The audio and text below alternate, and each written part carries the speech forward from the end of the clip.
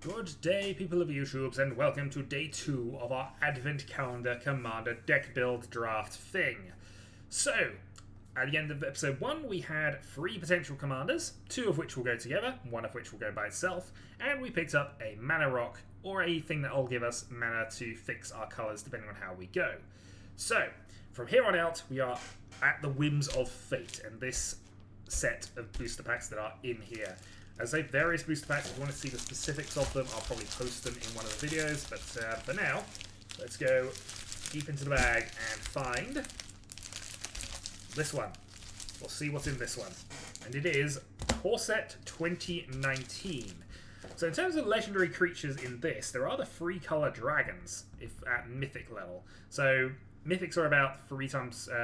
You'll get 1 mythic for every 3 rares or something of that nature. I forget what the exact numbers with them are. But there's also a handful of legendary creatures within 2019 itself. This is a core set, so the power level of the cards is a little lower than would be expected in most of the normal sets. But that being said, we could do with some good general cards. So, let us see how this goes. So, starting with pick 1, we have Dwindle, which is an aura which makes a creature basically a small little kitten. Wizard didn't have room to expand, so the wizard improvised the solution. Makes the creature really small, and unfortunately, if it ever blocks, it is destroyed. So it's a removal spell, which would be appreciated. It's also in the right colours. We then have a Fire Elemental, which is in the right colours, but is also just a 5/4 that doesn't do much for us. We then have a Loxodon Linebreaker, which is an Elephant Soldier, 3/2 for free. We have Child of Night, which is a 2/1, life-linking vampire. Vampires would be a cool tribe to get into, but I don't think we're going to with this current build. We then have the Bog Stomper. There's also a 15-pack booster, so we only get 3 cards from this. However, that being said, the only thing we got that even remotely seems right at the moment is Dwindle. Bog Stomper. We then go on to the next one, which is the Salvager of Secrets. Unfortunately, it costs 5, not 6, for cascading shenanigans, but would return instants and sorceries from our graveyard to our hand, so it's potentially playable on that basis, depending on if we can get any good instants or sorceries throughout the draw. We then go and grab a Root Snare, which is our next common, prevents all combat damage on a turn, so a fog effect, basically. These are situational, but there are some decks that would use it. We're probably not going to, even if we get that 1 turn of safety. Abnormal Endurance is a instant which causes the creature to resurrect itself, but is also in black, and we do not have a black commander yet. I suppose one of the good draws from here, I suppose, would be something like Nicol Bolas. If we get a Nicol Bolas off the back, that would be awesome. We don't know about it because we have a token on the back, but it is a double-sided card as well. Possible.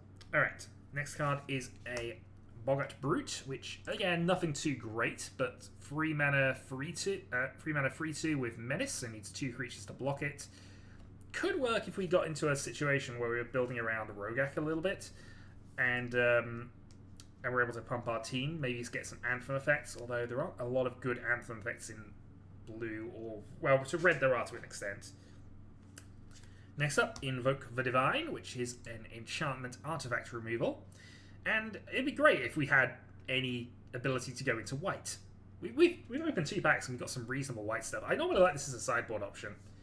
And you'd be surprised at the number of things it can hit. Alright, next card is Raise from the Grave, which is a great card in my opinion. So this puts a creature from any graveyard onto the battlefield under your control. It is a black zombie in addition to all of its other types. But taking the best card from graveyard-orientated decks is awesome. Self-milling is a thing that happens a lot in Commander because you can use your graveyard as an additional resource. So being able to use other people's resources is good. Again, though, we currently aren't in black, but this is probably a contender for taking, if only because it's potentially a comeback card, it's potentially extending our plays. We might get into black later, we'll see. The next card is a Reliquary Tower, which is a Commander staple, and basically says that we have no maximum hand size. Now, this would be good if we could actually get a bunch of scry cards, because we have Elgath as one of our commanders, who is going to draw us a ton of cards. Also, Elgath is not showing, but I know I had that earlier. So whenever we scry, we draw that many cards instead. So if we could get some scrying cards, Reliquary Tower is on the maybe list then. I mean, it might not be good in the deck in all honesty, but it's a maybe. We then have another bit of white removal spell, the Hieromancer's Cage. Exiles an online permanent until the cage leaves the battlefield. So for 4 mana, we can basically remove something from the board until they can get rid of this. Which, you know, has its upsides and appeals. We then have Sarkhan's Unsealing. This is a build-around card, if I've ever seen one. So whenever we cast a creature spell with power 4, 5, or 6, it does 4 damage to any target. Whenever we cast a creature spell with power 7 or more, it does 4 damage to each opponent and each creature and planeswalker they control. So potentially a really powerful build-around effect if we could get creatures of 4, 5, 6 power. We do have one. We have a 5 power creature in the command zone already picked, so not impossible. And our final card is a Cinder Barons, which is a red-black land. We also have a Night token. Okay, so 3 cards from here. There's nothing that massively exciting, I've got to be honest. I don't know if we can build around Sarkhan's Unsealing, but I'm tempted to try. So we could go for something like Sarkhan's Unsealing, Rise from the Grave, and Cinder Barons. The downside with this is 2 cards committed to the chance of us getting a black commander at some stage. We do have 2 additional commander legends boosters in here, but because of the number of boosters I'm playing, there are 26 boosters in here now, so there's going to be at least 2 that we don't ever see. So we might not get either commander legends booster before the end of this. It is possible. And it's also possible we never see a black legendary creature that we can use. So maybe the Cinder Barons is a step too far. We'll take the Rise from the Grave as a hedge. But, yeah. We also have nothing that really helps any of our plays here. We have nothing that increases the power of creatures, but we have another card that cares about them. We have no scrying effects. We have some destruction, and we have instant or sorcery recursion. So, I think if I'm being honest here, we need to take Salvager of Secrets because it's play extension. It's not 6 though, and I don't have anything that qualifies for that. I think Emoting might be a false play here. We didn't get any good green anyway. We got 1 green card, but Salvager of Secrets, Sarkhan's Unsealing, and Rise from the Grave. I think if we take those 3, we're probably giving ourselves the best shot at things, but we're still quite away from anything good here. I'm really wishing we had a white commander because we got so much reasonable white stuff. I could definitely take it. Evoke the Divine. Hieromancer's Cage would be great removal. I suppose for that basis, Dwiddle actually probably should be considered here, because that at least deals with a target. Do I just ignore Rise from the Grave for the moment and just go with that? Rise from the Grave needs setup as well. Sarkhan's Unsealing, we can try and keep an eye out for anything big creatures. Just play some big, dumb, red-blue stuff. What else do we get here? We got a Fire Elemental, which is only 5 power. Would trigger Sarkhan's Unsealing, though.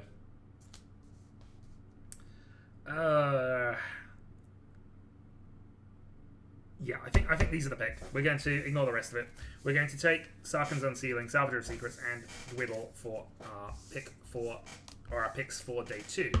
So, our deck is now 7 cards. We are committing to the red-blue deck a little bit more. We're assuming that unless we get some reasonable plays or things that allow Emoting to be good, we're assuming this is our commander pairing until such time as we get another commander. So, thanks for joining us for day 2. We will return with day 3. Until then.